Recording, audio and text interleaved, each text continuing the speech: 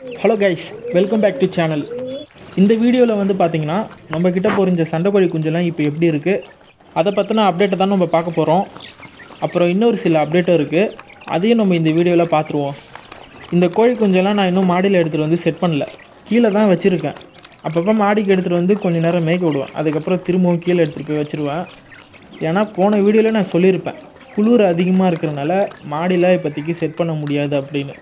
3 மாதம் ஆனதுக்கப்புறம் தான் மாடியில் எடுத்துகிட்டு வந்து செட் பண்ணுவேன். அது வரைக்கும் கீழே வந்து பார்த்திங்கன்னா கூண்டு செட் பண்ணியிருக்கேன், அதில் தான் விட்டு வச்சுருக்கேன். கீழே இன்னொரு பேட்ச் இருக்குது, அதெல்லாம் வந்து பார்த்திங்கன்னா 1 மாதம் குஞ்சு. அதில் வந்து பார்த்திங்கன்னா 10 குஞ்சு இருக்குது, அது எல்லாமே சண்டைக்கோழி குஞ்சு தான். இதில் வந்து 2 பேட்ச் இருக்குது, ஒன்று 2.5 மாதம், இன்னொன்று வந்து பார்த்திங்கன்னா 2 மாதம். 2.5 மாதத்தில் வந்து 10 குஞ்சு இருக்குது, 2 மாதத்தில் வந்து 7 குஞ்சு இருக்குது. 2 பேட்சையும் ஒன்றா விட்டு பார்த்தேன், அடிச்சிக்கலாம் இல்லை, ஒன்றா தான் இருக்குது, அதனால் ஒன்றாவே மேய்க்க விட்டேன். அப்புறம் 2.5 மாதம் குஞ்சு இருக்குல்ல, இதில் வந்து பார்த்திங்கன்னா 2 நாட்டுக்கோழி குஞ்சு இருந்தது, அது 2த்தையும் நான் சேல் பண்ணிட்டேன். புதுசாக பார்க்குறவங்களுக்கு நான் சொல்லிக்கிறேன், அப்போதுலேருந்து பார்க்குறவங்களுக்கு தெரியும். இதில் இருக்கிற எந்த குஞ்சையும் நான் வாங்கியும் வளர்க்கல, முட்டையும் வாங்கி பொறிக்கலை, நம்மளே ப்ரீட் பண்ணி முட்டையை இன்குபேட்டரில் வச்சு பொறிச்சிது. அதே போல் இதில் இருக்கிற எந்த குஞ்சும் சேலுக்கு இல்லை, அதையும் நான் சொல்லிக்கிறேன். இப்போதைக்கு சேல் பண்ணுற ஐடியா இல்லை, சேல் பண்ணுற மாதிரி இருந்தால் நான் அப்டேட் பண்ணுறேன். நம்ம இன்ஸ்டா பேஜை ஃபாலோ பண்ணிக்கோங்க, லிங்க்கை நான் டிஸ்கிரிப்ஷனில் தரேன், மறக்காமல் ஃபாலோ பண்ணிக்கோங்க. இப்போ நீங்கள் பார்த்துருப்பீங்கன்னு நினைக்கிறேன், கோழி குஞ்சு உடம்புல, மூக்கில், காலில் அங்கங்கே அம்மை மாதிரி காயங்காயமாக இருந்திருக்கும். அது என்னான்னு பார்த்தீங்கன்னா அம்மை கிடையாது, கோழி குஞ்சை விட்டு வச்சுக்கிற இடத்துல கொசு அதிகமாக இருக்கும், அது வேஸ்ட்டு ரூமு, அங்கே தான் நான் கேஜை செட் பண்ணியிருக்கேன். போன வீடியோவில் நீங்கள் பார்த்துருப்பீங்கன்னு நினைக்கிறேன், அந்த இடத்துல கொசு அதிகமாக இருக்கிறதுனால கொசுலாம் கடிச்சு கோழி குஞ்சு உடம்புல காயமாகிடுச்சு. இது ஒன்றும் பிரச்சனை இல்லை, சரியாயிடும். இப்போதைக்கு இந்த காயத்தில் வந்து பார்த்திங்கன்னா ஐ ட்ராப்ஸ் தான் வச்சுன்னு இருக்கேன், அதாவது மிளகான்னு சொல்லுவாங்க ஒரு சில பேர், சின்னதாக இருக்கும் பாருங்கள், அந்த மெடிசனை தான் வச்சுன்னு இருக்கேன். அது ஐ ட்ராப்ஸு கண்ணில் போடுறது, நம்ம இந்த மாதிரி காயத்துக்கு போட்டாலும் சரியாகும். இதுக்கப்புறம் தான் வந்து பார்த்திங்கன்னா மஞ்சள் வைக்கிற மாதிரி இருக்கும். நான் அதை பண்ணும்போது அதை பற்றி தனியாக நான் ஒரு வீடியோ போடுறேன். இந்த 2 பேட்ச்லேயும் வந்து பார்த்திங்கன்னா 2 லைன் இருக்குது. ஒன்று நம்மக்கிட்ட இருந்த பொட்டை மாதிரி சேவலும் நாட்டுரங்கம் பொட்டைக்கும் வந்த லைனு, இன்னொன்று வந்து பார்த்திங்கன்னா நம்மக்கிட்ட ப்ரீடுக்கு வந்த யாக்குத்து சேவலும் ஜாவா பொட்டை லைனும் இருக்குது. அதே போல் போன வீடியோவில் வந்து பார்த்திங்கன்னா கமெண்ட்டில் கோழி குஞ்சுக்கு இன்னும் ஃபுட்டு கொடுக்குறீங்க அப்படின்னு கேட்டிங்க. நான் வந்து பார்த்திங்கன்னா 1 நாள் குஞ்சிலேருந்து 3 மாதம் குஞ்சு வரைக்கும் ஷார்ட்ரு தான் கொடுத்துன்னு இருக்கேன். 3 மாதத்துக்கு அப்புறம் ஷார்ட்ரு தீவனத்தை நான் கொடுக்க மாட்டேன், ஸ்டாப் பண்ணுறோம். அதுக்கு பதிலாக வந்து கம்பு, கேழ்வரகு, அரிசி, கோதுமை முழுசாக கொடுக்க மாட்டேன், பொடி பொடியாக அரைச்சி தான் கொடுப்பேன். இப்போ நீங்கள் பார்க்குறீங்களா, இதுதான் ஷார்ட்ரு கோழி தீவனம். கோழி குஞ்சு வளர்கிறதுக்காக இது கொடுப்பாங்க. அதே போல் முட்டையிடுற கோழி கொடுக்கலாம், எந்த கோழியாக இருந்தாலும் கொடுக்கலாம், சேவலுக்கு கொடுக்கக்கூடாது. அதே போல் கோழி குஞ்சுங்களுக்கும் கொடுக்கக்கூடாது, 3 மாதம் வரைக்கும் கொடுக்கணும். அதுக்கப்புறம் வந்து பார்த்திங்கன்னா நான் முன்னாடி சொன்னேன்ல, கம்பு, கோதுமை, கேழ்வரகு, அப்புறம் அரிசி, அதை கொடுப்பேன். ஒரு சில கோழி குஞ்செல்லாம் வந்து பார்த்திங்கன்னா அதெல்லாம் கொடுத்தா சாப்பிடாது, கோழி தீவனத்தை கொடுத்து பழக்கப்படுத்தினால அதுதான் கேட்கும். அதனால் என்ன பண்ணுவேன், அந்த உணவு கூட வந்து ஷார்ட்ரு தீவனத்தை லைட்டாக கலந்து கொடுப்பேன். அந்த உணவெல்லாம் நல்லா சாப்பிட ஆரம்பிச்சதுக்கப்புறம் ஷார்ட்ரு தீவனத்தை அது கூட கலக்க தேவையில்லை. இந்த கோழி குஞ்செலாம் வந்து பார்த்திங்கன்னா 4 மாதமும் இருக்குது, 3.5 மாதமும் இருக்குது. இவங்களுக்குலாம் வந்து பார்த்திங்கன்னா இப்போ ஷார்ட்ரு தீவனத்தை கொடுக்குறதில்ல, நான் சொன்ன அந்த உணவை தான் கொடுக்குறேன். சில டைமில் அந்த உணவு கொடுத்தா இவங்க சாப்பிட மாட்டாங்க, அதனால் நான் என்ன பண்ணுவேன், கொஞ்சோண்டு ஷார்ட்ரு தீவனத்தை கலந்து கொடுப்பேன், நல்லா விரும்பி சாப்பிடுவாங்க. ஏன்னா அதில் அந்த டேஸ்ட் இருக்கும், அதுக்காக தான். அந்த உணவை நல்லா சாப்பிட ஆரம்பிச்சதுன்னா ஷார்ட்ரு தீவனத்தை கலக்க தேவையில்லை. ஷார்ட்ரு தீவனத்தை வந்து பார்த்திங்கன்னா முட்டை வைக்க போகிற கோழி கொடுக்கலாம், முட்டை வைக்கிற கோழி கொடுக்கலாம், நல்லா முட்டை வைக்கும். 3 மாதத்துக்கு மேலே இருக்கிற கோழி குஞ்சுக்கு நம்ம கொடுக்கக்கூடாது. கொடுத்தோன்னா இப்போ நீங்கள் பார்த்தீங்கன்னா நாட்டு சேவை அந்த மாதிரி தான் ஆகும். புரிகிற மாதிரி சொல்லணுன்னா, 3 மாதத்துக்கு மேலே இருக்கிற கோழி குஞ்சுக்கு நம்ம ஷார்ட்ரு தீவனத்தையே கொடுத்து வளர்த்தோன்னா உடம்புல ஏதாவது ஃபால்ட் ஆகிடும். நீங்கள் பார்த்த அந்த நாட்டு சேவலுக்கு 1.5 வயசு ஆகுது, பியூர் நாட்டு சேவை, எந்த கிராஸும் கிடையாது.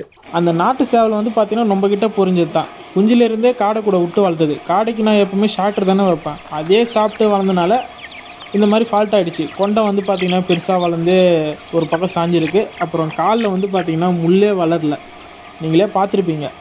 குஞ்சிலிருந்து கூற வரைக்கும் ஷார்ட்ரு தீவனத்தை கொடுத்தனால நாட்டு சேவை அந்த மாதிரி ஃபால்ட் ஆகிடுச்சு. இதுக்கு முன்னாடி கோழியை பற்றி போட்ட பழைய வீடியோ நிறையா இருக்குது, கோழிக்குன்னு தனியாக ப்ளேலிஸ்ட் இருக்குது, அதில் செக் பண்ணி பாருங்கள்.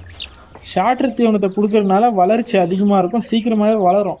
ஆனால் அந்த மாதிரி வளர்ச்சி வேகமாக இருக்கக்கூடாது, வளர்ந்ததுக்கப்புறம் உடம்புல ஏதாவது ஃபால்ட் ஆகிடும். நீங்கள் பார்த்த அந்த நாட்டு சேவை 3 மாதத்துலேயே கூவ ஆரம்பிச்சிருச்சு. நாட்டு சேவல் கூறத்துக்கு 5லேருந்து 7 மாதம் வரைக்கும் ஆகும். ஆனால் என்கிட்ட இருக்கிற நாட்டு சேவல் 3 மாதத்துலேயே கூவ ஆரம்பிச்சிருச்சு. அதுக்கு தான் காரணம். 3 மாதத்துக்கு மேலே இருக்கிற கோழி குஞ்சு கொடுக்காதீங்க, கூற சேவலுக்கும் கொடுக்காதீங்க.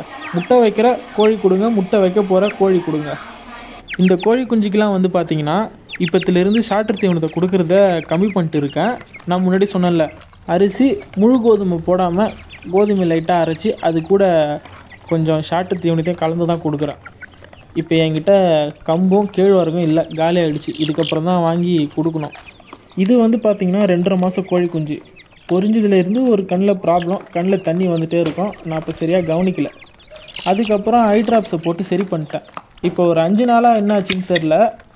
முன்னாடி வந்து பார்த்திங்கன்னா ஒரு கண்ணு தான் ப்ராப்ளமாக இருந்துச்சு. இப்போ 2 கண்ணுமே ப்ராப்ளம் ஆகிடுச்சு. 2 கண்ணுலேயும் தண்ணி வருது. லைட்டாக 2 கண்ணு வீங்கின மாதிரி இருக்குது. ஐ ட்ராப்ஸ் தான் போட்டுன்னு இருக்கேன். பார்ப்போம் எப்போ சரியாகுது அப்படின்னு. இந்த கோழி குஞ்சு வந்து பார்த்திங்கன்னா நம்ம பொட்டை மாதிரி சேவலுக்கும் நாட்டுறங்க பொட்டைக்கும் வந்த புல்லை. இதுக்கு முன்னாடி ஒரு கோழி குஞ்சு காட்டினல கண்ணு ப்ராப்ளமாக இருந்துச்சு. அந்த கோழி குஞ்சு வந்து பார்த்திங்கன்னா நம்மக்கிட்ட இருந்த யாக்குத்து சேவலுக்கும் ஜாவா பொட்டைக்கும் வந்த புல்லை. இந்த கோழி குஞ்சும் பொட்டை மாதிரி சேவலுக்கு வந்த புல்லை தான். கருப்பு கலரில் இருக்கிற எல்லா கோழி குஞ்சும் வந்து பார்த்திங்கன்னா யாக்குத்து சேவலுக்கும் ஜாவா பொட்டைக்கும் வந்தது. கருப்பு கலரில் இருக்கிறனால கதிர்லாம் வராது. யாக்குத்து வரும், கதிர் யாக்குத்து இந்த மாதிரி தான் வரும். பேரண்ட்டுடைய பேரண்ட்டு அந்த ஜீனில் இருந்து இல்லை அந்த லைன்லேருந்து கதிர் இருந்துச்சுன்னா கதிரில் வர வாய்ப்பு இருக்குது. கண் ப்ராப்ளமாக இருக்குன்ட்டு ஒரு கோழி குஞ்சு காட்டினல, அது ஒன்று மட்டும் தான் வந்து பார்த்திங்கன்னா ஜாவாவில் வந்திருக்கு. ஏன்னா கோழி வந்து ஜாவா, கதிர் ஜாவாவில் வரத்துக்கும் வாய்ப்பு இருக்குது. வளர்ந்ததுக்கப்புறம் பார்ப்போம். அதிகமாக வந்து பார்த்திங்கன்னா பொட்டை மாதிரிக்கும் நாட்டுறங்க பொட்டைக்கும் வந்த பிள்ளைங்க தான் இருக்குது. அதே போல் போன வீடியோவில் நான் சொல்லியிருப்பேன், சண்டை கோழி குஞ்சு 35 இருக்குது, நாட்டுக்கோழி குஞ்சு 6 இருக்குது அப்படின்னு. இதில் வந்து பார்த்திங்கன்னா 2 நாட்டுக்கோழி குஞ்சு எக்ஸ்ட்ரா இருந்திருக்கும். அதாவது இப்போ இதில் ஒரு சண்டை கோழி குஞ்சு சின்னதாக இருக்குது பாருங்கள். அது கூட வந்த பேட்சில் வந்து பார்த்திங்கன்னா 2 நாட்டுக்கோழி குஞ்சு இருந்துச்சு. போன வீடியோவில் பார்த்துருப்பீங்க. அந்த 2 நாட்டுக்கோழி குஞ்சையும் நான் சேல் பண்ணிட்டேன். அப்புறம் முன்னாடி சொன்னல 2.5 மாதம் கோழி குஞ்சு கூட 2 நாட்டுக்கோழி குஞ்சு இருந்துச்சுன்னு, அந்த 2 குஞ்சையும் சேல் பண்ணிட்டேன். இப்போ இதில் ஒரு நாட்டுக்கோழி குஞ்சு இருக்குது. அப்புறம் தாய்க்கோழி கூட ஒரு நாட்டுக்கோழி குஞ்சு இருக்குது. அது வந்து பார்த்திங்கன்னா சேவல் குஞ்சு. இதில் இருக்கிற நாட்டுக்கோழி குஞ்சு வந்து பார்த்திங்கன்னா கோழி. 2 நாட்டுக்கோழி குஞ்சை மட்டும் நான் கொடுக்கல, எனக்காக நான் நிறுத்தி வச்சுருக்கேன். இந்த சண்டைக்கோழி குஞ்சு வந்து பார்த்திங்கன்னா சேவல். அது பக்கத்தில் இன்னொன்று பெருசாக இருக்குல்ல, அது கோழி. ரெண்டுமே பொட்டை மாதிரி சேவலுக்கும் நாட்டுறங்க பொட்டைக்கும் வந்தது தான். இன்னொன்று சின்னதாக இருக்குல்ல, அதுவும் அந்த லைன் தான். இந்த கோழி குஞ்சுக்கு நான் ஃபீனிக்ஸ்ன்னு பேர் வச்சுருக்கேன். ஏன்னா நம்ம பொட்டை மாதிரி சேவலையும் இதையும் பார்க்குறதுக்கு ஒரே மாதிரி இருக்குது. எனக்கு இந்த சேவல் குஞ்சை பார்க்கும்போது நம்மக்கிட்ட இருந்த பொட்டை மாதிரி சேவலை பார்க்குற மாதிரி இருக்குது. அதனால தான் ஃபீனிக்ஸ்ன்னு நான் பேர் வச்சேன். அந்த பொட்டை மாதிரி சேவல் உடம்பு சரியில்லாமல் இறந்துருச்சு. இந்த ஒரு கோழி குஞ்சை பார்க்கும்போது மட்டும் பொட்டை மாதிரி சேவை திரும்ப வந்த மாதிரி இருக்குது. பொறுமையாக வெயிட் பண்ணி பார்ப்போம் தலைவன் எப்படி வரான் அப்படின்ட்டு. போன வீடியோவில் வந்து பார்த்திங்கன்னா இந்த தாய்க்கோழி கூட இருந்த 5 சண்டைக்கோழி குஞ்சை சேல் பண்ண போகிறேன் அப்படின்னு நான் சொல்லியிருந்தேன். அந்த 5 சண்டைக்கோழி குஞ்சையும் நான் சேல் பண்ணிட்டேன். அந்த 5 குஞ்சும் வந்து பார்த்திங்கன்னா பொட்டை மாதிரிக்கும் நாட்டுறங்க பொட்டைக்கும் வந்த லைன் தான். இந்த சேவல் குஞ்சம் நீங்கள் முன்னாடி பார்த்தா அந்த நாட்டுக்கோழி குஞ்சம் நம்ம நாட்டு சேவலுக்கு வந்த புல்லை. அந்த சேவல் ஞாபகத்தமாக இருக்கட்டும் அப்படின்னு 2 நாட்டுக்கோழி குஞ்சையும் நான் கொடுக்காம வச்சுருக்கேன். இந்த பெரிய கோழியை நான் இன்னும் 1 வாரத்தில் இல்லை 2 வாரத்தில் கொடுத்துருவேன். ஏன்னா இந்த கோழி வந்து பார்த்திங்கன்னா பக்கத்துலலாம் போகுது. பக்கத்தில் போனாலும் கீழே இறங்கி போய் பிடிச்சிட்டு வர வேண்டியதாக இருக்குது. அது மட்டும் இல்லாமல் மற்ற சண்டைக்கோழி குஞ்செல்லாம் போட்டு கொத்துது. ஒன்றா மேய்க்க விட முடியல. இதை மேய்க்க விடும் போது அதை போட்டு கொத்துது. அதனால தான் நான் என்ன பண்ணுவேன்னா அதை கொஞ்ச நேரம் மேய்ச்சிட்டு அடிச்சுட்டு அதுக்கப்புறம் தான் இந்த கோழியை திறந்து விடுவேன். திறந்து விட்டாலும் போய் பக்கத்தில் இறங்கிடுது. ஃபஸ்ட்டு இறங்காமல் இருந்தது, இப்போ என்னன்னு தெரில கீழே இறங்கிடுது. அதனால் இந்த கோழியை கொடுத்துருவேன். 1 வாரம் 2 வாரம் தான் இருக்கும், அதுக்கப்புறம் இருக்காது.